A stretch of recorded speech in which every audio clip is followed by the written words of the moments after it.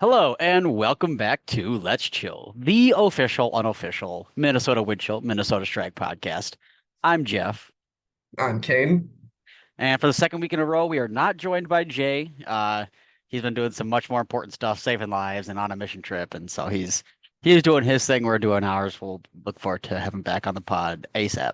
Uh, He's making the but world a to, better place. We're watching Frisbee. exactly. Uh, so we are while Jay's out in like the Appalachian Mountains, we're here doing some stall seven. Kane, you got a stall seven for us?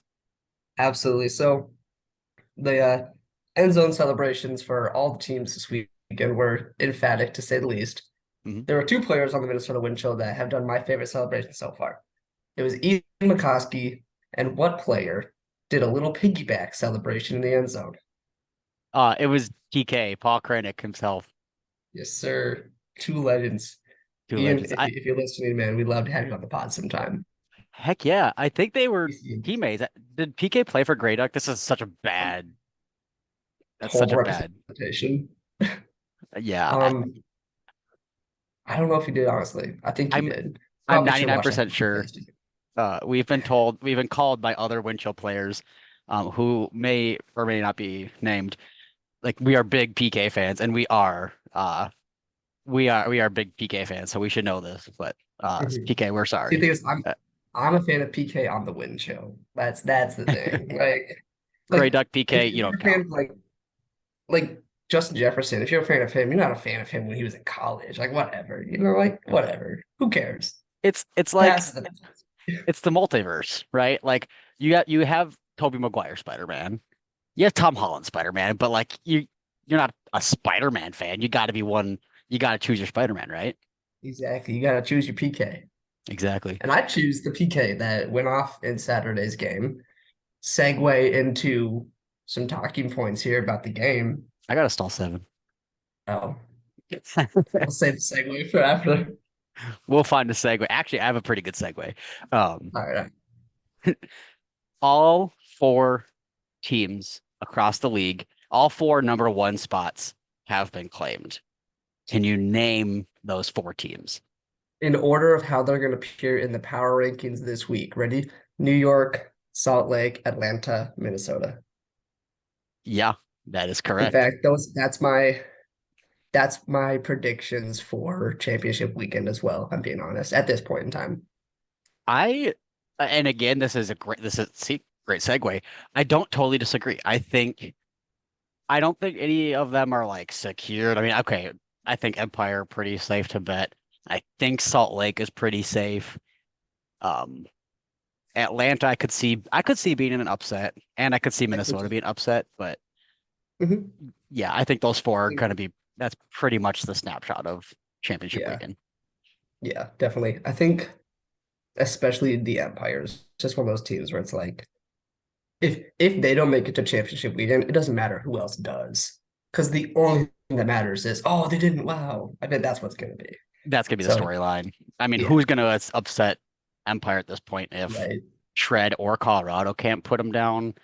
I'm Yeah. sorry, but I don't think the Breeze are stronger than this. I mean, like that doesn't mean they're stronger than the Shred, but like they definitely could topple the Empire, but I don't think this year. Yeah. And it also comes like let's say, Mm, 3 to 4 weeks from now, or is it 6 weeks from now? Whatever championship game is.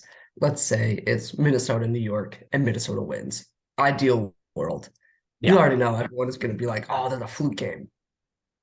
Like I'm saying on the pod right now, whatever date this is published on air, so everyone can know that if Minnesota does win the championships, I guarantee so many people are going to be like, "Oh, come on, that's a fluke." Yeah, But if I think that Salt Lake beat them, when you have a streak though, like the Empire or like the mechanics, it goes the storyline favors the streak. Because even like mechanics, you don't want to again, like everyone talks about, you don't want to be the team that loses to the mechanics after 72 straight losses. But Mhm. but this think about how that's written is like, wow, after 72 losses, the mechanics finally pulled one out. They had all their things working, and it just so happened to be against the Thunderbirds on this day. Right. Right. It's not like, wow, the Thunderbirds suck. They're the worst team in the league or anything like that. Right. And same Mhm. same goes for the Empire of like, yeah, if a sleeper team like the Wind Chill beat the Empire, it's not like Minnesota's this great, amazing team. Yeah, it's like, oh, the Empire, Right. they were, they had three ejections because they had a total of nine spikes across their game, and it was an off I night for wasn't gonna them. bring that up on the pod. I wasn't I gonna ha say it. I had to bring it up. We don't have to talk about it. This is a Wind Chill Yeah, podcast, and we should get to the yeah, game, but I had to bring that up. Uh, yeah. Hilarious, separate episode. Tweet at us and Oh, we can talk about it. yeah, But yes. Please get in our DMs. I would love. Yeah. yeah. So the Winchell played the Union and speaking of like Thunderbirds Detroit, like in a game that felt like one of those games that Minnesota puts up some crazy numbers against a team It who's was. historically really good against the Winchell. And what's even better for me is that it wasn't like a lead that was in one quarter. Well, I think we won every quarter. Like we Hmm. said, first quarter we ended in a tie. It was 5-5. Yep. But when you look at that first, you break it down by quarter. That first quarter we got four in a row, four breaks in a row on us. Hmm. And I'm watching the game. I'm like, all right, so this is, Minnesota, Chicago. And then no, the team adjusted like immediately. There was one huddle. You could see them all look at each other. You could see them like Ben talking, and I was like, okay. And then it happened. I mean, he made the adjustments and he got the team to where it needed to go. So It's really cool to see this game play out like it did, given the past discussions we've had behind the scenes with some players on pod with Tucker or Colin Berry, Dylan DeClerc's interview last night. Like it all tracks. It all checks out. They're being very consistent of how they want to play the small ball game, or they take it quarter by quarter.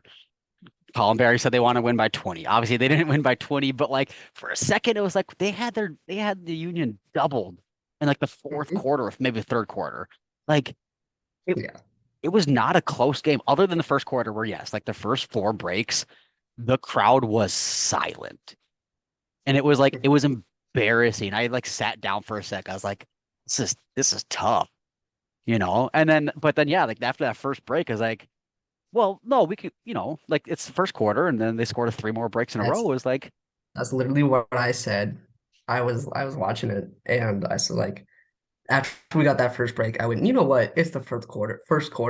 So mhm. I literally made popcorn and sat down. I was like, let's go. Like I got another full game to watch. For those of you who don't know, I had COVID, hence why I'm a little nasally. I might be coughing a little bit on the pod too still. So I couldn't go to the game, but I was watching it from home. And that was a fun one to watch. But yeah, it was, and it wasn't just fun because we got that little comeback in the first quarter, but like you said, like we got a big win. And it was really cool to see Minnesota do that, especially against Chicago. That felt good to see us just get another one and another one. And Hmm. yeah, electric. Great game to have. And then I think going to Detroit next week too.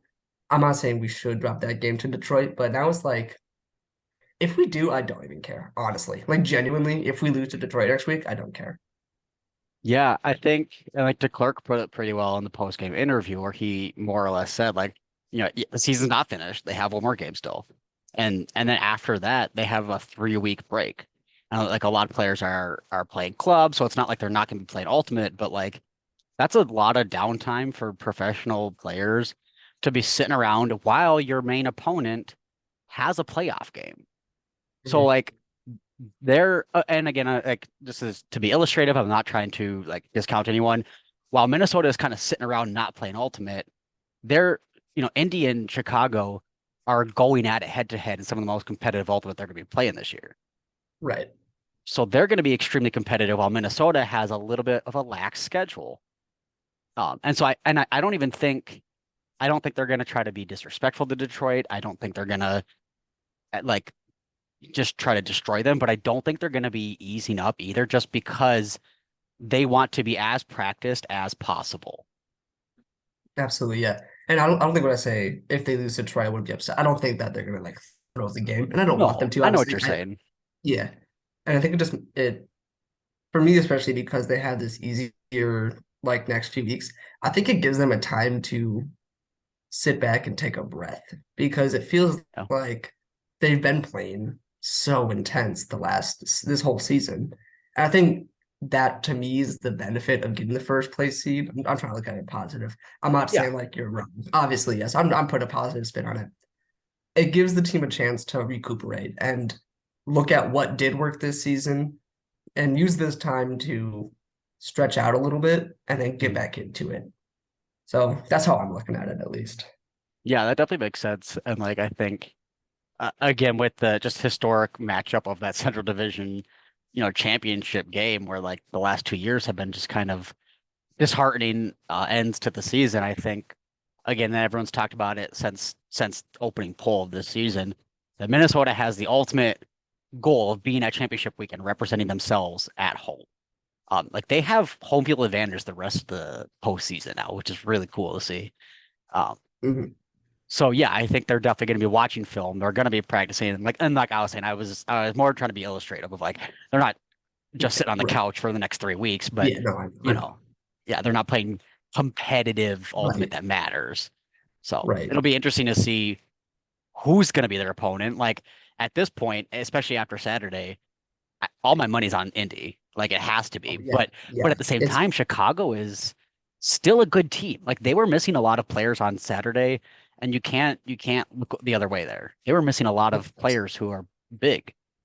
absolutely, yeah. I think I I'm favoring Indy personally over those two, just because I feel like Indy has a better team overall, especially this year. Uh, that being said, I still think I could take Minnesota over both of them again. Even with those two having that final playoff, like Minnesota has a second to take their breath here. And I think that's all we really need before we make that final push. So Yeah, I agree. Yeah, as it stands right now, especially after the game on Saturday, I don't have any doubt in my mind. I think this whole year I have been the skeptic. I have admittedly said, I don't know about this team. I really am unsure about their depth. I'm unsure about their consistency.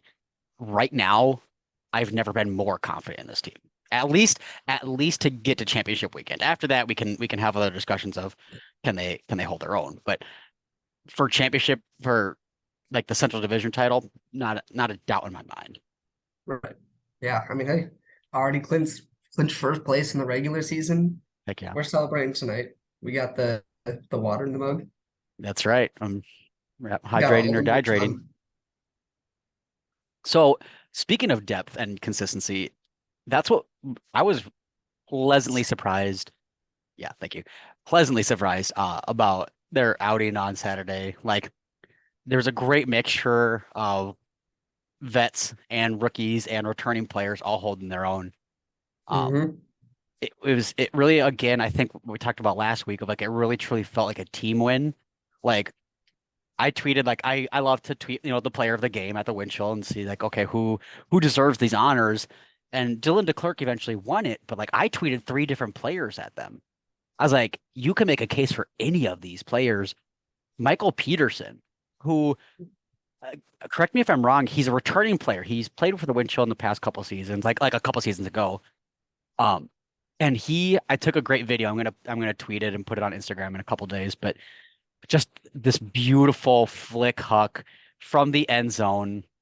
Like it was in the third quarter. I took it. I was like sitting in the end zone, and it was just like this beautiful, majestic piece of art. And Hmm. he had a couple of throws like that, where like he just like Yeah, underrated. He's not been on my radar, I think. yeah. I mean, he hasn't played a whole lot this year, No, and I'm assuming because of scheduling and stuff. I'm from what I know, he's 41. I don't know if you know that. I did not know that. Yeah, he's 41. No, Huh. he's good Wow, good for too. him. So he's experienced. Yeah, he's been doing this. He Yeah. knows what he's doing. And so Wow. I think his presence on that field, especially with a lot of the players, like you said, who are a little bit newer, Mhm. I mean, you could tell. I mean, he slotted in really well with PK. I think he Yeah. had two plays with PK, 2 points with him. And so yeah, Mike Peterson definitely gives a shout out. Becker Mathy, Math. I don't know how to pronounce his last Matt, I think name. Matthew. Okay, Mathy, he Yep. gets a shout out too. Yep. Dude, if either of you guys are listening, come on the pod. That'd be pretty sweet. This is the best way to spread your name. Yeah. Well, and All eight of our listeners. Thanks, Mom. I don't even know if mom listens.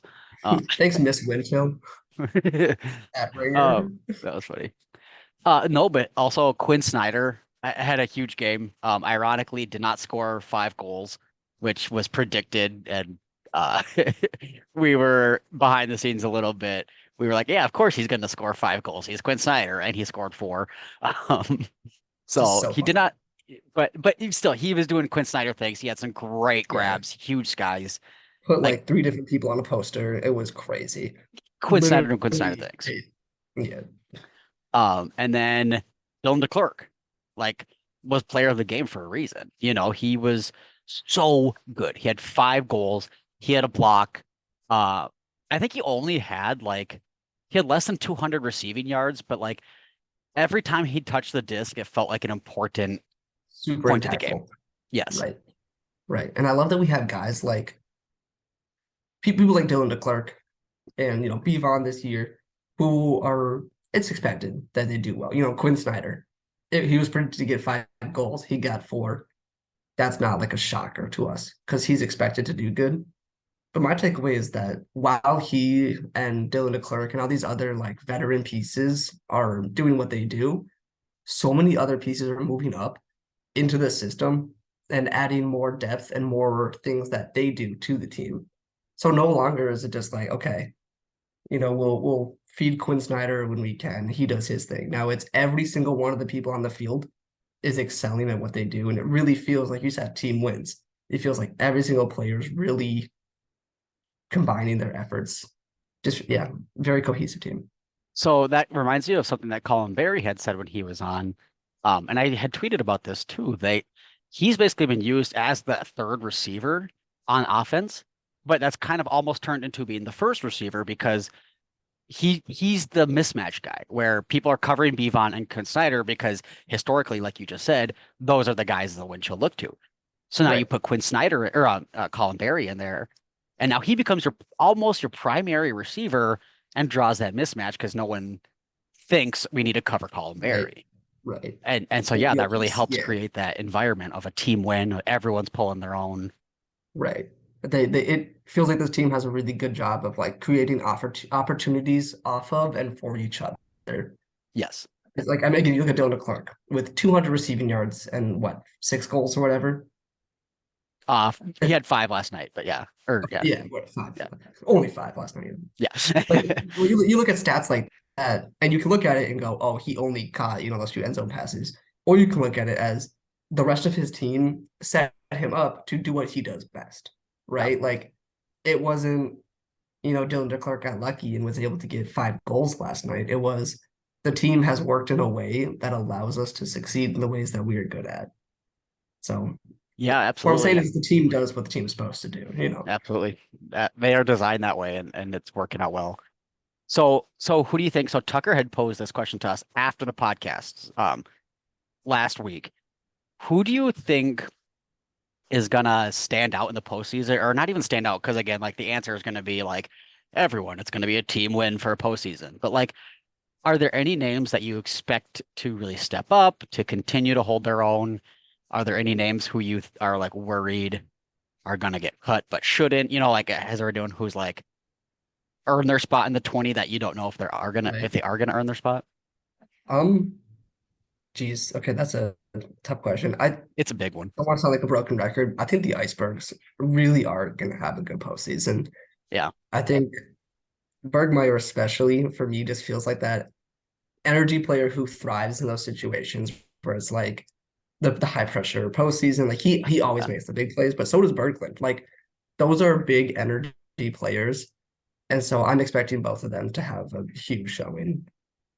So Curious because I remember so long story or just to get to the point, like defense was on the field a lot last night because they kept scoring all these breaks and then the offense sat on the sidelines. I'm curious to see how Berglund did last night. He had 4 assists and 356 throwing yards, which like those are pretty good numbers. Those are good I mean, numbers. those He had 3 hucks for a completion rate of 75%. Like, yeah, I yeah, think you're right. again, usually for a defensive handler too, like I said it in my article, which if you haven't read it yet, go check out Who Would the Icebergs by K Novak on windfieldtalk.com. he's a really good defensive handler. I think he slots in really nicely with pieces like DeClerc and Mhm. like basically everyone on the D line. You can name any single person, and Berglund has a good connection with him just because that's what he does. But yeah, I think those two are my official answer. I'm gonna pose the same question to you then. Yeah, I guess, and again, I've also to not sound like a broken record, like I think PK and Will Brandt, especially for me personally, PK, I think, again, he just came back from Worlds. Like that's a very high pressure setting. That's a very unfamiliar territory with teammates you've never even played with pretty much ever before. Against Against a opponents from countries that you've never been to with yes, play styles you've never seen. Like, exactly. Yes. Thank you for filling that in because that's like what I was gonna say is like you have to be comfortable in unfamiliar territory. And like, yeah, if you're playing in the Central Division time and time over, like you know the Chicago matchup you're gonna be facing against. You can watch that footage and know, yes, I got beat this time because I blah blah blah. Like but to be put in an unfamiliar territory and an unfamiliar field too. Like again, we have Winchell have home field advantage, but it's not their home field. So that's actually going to be a factor that might not actually play into the Winchell success. Like, let's keep that in mind too. Um, that's true. I didn't think so I, of that. Yeah, yeah, so I think PK is going to be someone to watch. I kind of hope he steps up as a leader. I hope he, kind of straightens some heads a little bit. But I think just even leading by example and just playing his game the way he normally does, keeping his wits about him, and being PK, I think that's going to really help the team in a sense of like find a sense of calm. absolutely. Yeah. And the other piece you pointed out, Will Brandt, I'll give a little bit of voice Yep. to his side of things. He stepped up big against Indy. I Yeah. mean, he was called out as AUDL's like deepest bag of the week because you saw him just saucing people up left and right. Like, I think Will Brandt is one of those handlers that, especially people from other divisions, don't watch this podcast, hopefully, but don't check these for the scouting reports. Do not put your eyes on Will Brandt. We don't want him guarded. But I don't think they're taking him seriously. I think they're gonna, you got Josh Klain. They're like, okay, obviously, yeah, he's a threat. And then they don't see Will Brandt as like that guy. He's able to make all those same plays. So Right.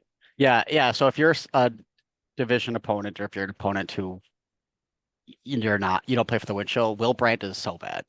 yeah, he's actually so D3. He's D3. Yeah. So, Player of the year for D3. Ben Yacht, please don't spike on Will Brandt because he's actually not very good. So, I mean, look, basically a discount Ben Yacht part two. so is he a discount Nick Vogt? Discount Nick Vogt. But There it Nick Vogt's is. a cutter. Exactly. Handlers are discount cutters. I'll say it. Okay. Okay. So this is really getting layered. Handlers have to throw the disc too. I mean, cutters have to throw the disc too. Yeah. Um, anything else? I mean, again, this weekend, it was just again, for me, it was crazy to see how big of a separation Minnesota created after such a close first quarter. Like I feel like I can't even emphasize that enough of like tied first quarter. And I think we all were like, okay, yeah, this is a typical Minnesota Chicago game. This is going to be fought to the end. And then even second quarter, I think third quarter was when it really came around because the Union only scored twice, I think, in that quarter, which is like was shocking, was crazy. And one And of them was like after a what, like 5 minute point or whatever it yeah, was. it took Like, forever. Yeah. yeah. So it Yeah. wasn't even ridiculous. There were a lot of turnovers. It was pretty windy, um, but not more than normal, I don't think. I wouldn't say from my perspective. Like it was pretty standard seafoam wind. Um, so I don't know if like there just was miscommunication. Again, I know Union were missing a couple key players, so like maybe people were in their roles. I don't know their roster well enough to say so and so was Right. on more than normal. I can't speak to that, but yeah, it just felt like they were really disconnected, and it really like did not feel like a typical Union team. Hmm. Which again, I wasn't upset to see, but it was kind of very surprising at the outcome. Right. What's to me what that showed, what that game really showed was Minnesota's ability to take advantage of opportunities. Because Yeah, you look at the Union and you go, yeah, like that's a team that has been historically good, especially against Minnesota. That's a team that has been really good at taking advantage of us. And it feels like we didn't play the Union yesterday. And I don't mean that in Mhm. like oh they suck too bad. It feels like it was an opponent that we hadn't, watched the film for. They had a very different play style, it felt like. Mhm. And again, a lot of that's just because pieces were missing, people had to fill in. And so it was really awesome to see Minnesota adapt really early on and then continue to adapt throughout the game to fight those challenges. And taking advantage of the opportunities that Chicago gave us is what made us win that game. It wasn't Yeah. because Chicago messed up. I don't want us to think that it was because, there was a drop. That doesn't matter because Minnesota dropped the disc a crap ton too. Yeah. We I just took think advantage of opportunities and didn't let them. Yeah, I think one thing that really speaks to that is, and again, Tucker alluded to this last week, and I took some videos posted on Twitter this week of like they were focusing on their sideline traps, like both teams, but specifically the windshield. And I know that the Union they love those roller poles to the sideline, and like that has always like pissed me off. I've hated that, and Minnesota for the longest time it seemed like they couldn't quite figure out how to break that. And it felt like last night, both teams, and I'll give Union credit for this too, but I think Minnesota did it slightly better. Both teams did a very good job breaking out of that sideline trap. Um, and that was really cool to see too. Again, like you kind of said, they adjusted. They took advantage of times when they could, and they found ways to win in in situations where they wouldn't have before. And again, Exactly. the Union were doing similar drills to warm up, and they had plenty of opportunities to get out of sideline traps too, which they mostly did. There were a couple like stall counts and stuff, and I think the Union actually had a hand block. They blocked one of Minnesota's, which is kind of cool to see because you never really see that. But um, Yeah. so yeah, but I think both teams adjusted well on the fly when they needed to. But again, I think Minnesota, like you said, just did it better last night. They just did it a little bit cleaner, and they were more successful. Yeah, exactly. Yeah, I think last thing I'm gonna have to add before we wrap this up. I was re-listening to the Ben Feldman interview Yeah. before the Colorado game. And just kind of like remember what we had even talked about before that. And he said one thing that he brought up was that one game against Colorado, a loss like that isn't gonna make a difference. And what he said almost word for word was, "It sure would be nice to win that game, but we're gonna come back and win the rest anyway." Was essentially was what his attitude was Yeah. that game would be great, but it's an opportunity to go get a taste of it and then come back and then finish up. And I feel like that's what they did. They really did not let that Colorado win slow them down or loss slow them down. And if it feels like this team, I'm not even gonna say pull themselves together because they weren't ever really strewn apart after that game. It Mhm. feels like they came back right away. And now it just feels like they're chugging along. So Yeah, Ben definitely. Feldman And was right. that's surprise, surprise. Yeah. Just again, yeah, just to add one additional thought. Um, I think I wrote in my I think recap or preview or whatever of that Colorado game of how regardless of that outcome, like, and they more likely than not, they're probably not going to be playing Colorado in championship weekend. They very well could be, and I don't want to discount them. They more like will be playing Salt Lake Shred at this point. But I think that still provides very valuable experience, and will help them adjust and get ready for that game. So I think they can use again what they learned in Colorado, to hopefully sneak out a win against any West Division opponent they have to go against in championship weekend. Absolutely. But first, of course, they have to play the Detroit Mechanics, which will be next Sunday, July 23rd, I believe is the date, at 5 p.m. Their last regular season game of 2023.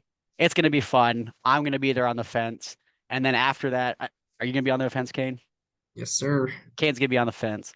And after that, they have a 3 week break. And then August 12th, they are playing for the Central Division Championship title at Seafoam Stadium. That game's going to be huge. I'm so pumped for that game. So show up big and come say hi to us. Met a couple people at the game last night, but in the past couple weeks, two people have said hi to us, and so it's been pretty cool to see. Again, thank you for your support throughout the season. I also want to give a shout out to all the photographers. I know we do our best to credit all the photographers, all of our art, all of our social media, but thank you so much, Trent Erickson, Megan White. Rich Mole, Mitchell May. Those are four names I always look to, but I know there are plenty of others that the Winch will use. Thank you so much for letting us use your work, letting us tag you in all of our posts. This episode is presented by the R1P1 Network. They have been such great help this season, helping us create some amazing thumbnails and graphics for all of our posts and all our episodes. Uh, can't wait to see you again back at Seafoam Stadium next Sunday. And in the meantime, of course, stay chilly. Stay chilly.